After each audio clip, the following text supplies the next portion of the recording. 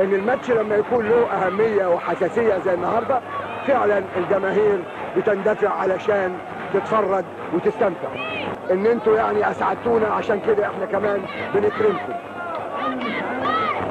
كمان الجمهور بيندفع وبيجي يتفرج علشان الكوره زي ما حضراتكم عارفين فيها مفاجآت. فعاشق الكوره واللي عارف كوره حقيقي ما يقدرش يقول التيم الفلاني هيكسب ابدا. الجماهير تقضي سهره حلوه، وعلشان الجماهير تستمتع باللقاء اللي موجود النهارده ده ولا لا، هو ده.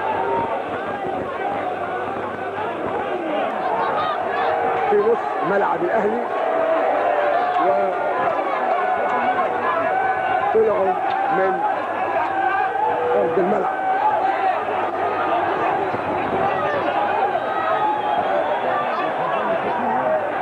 الموقف هنا نقول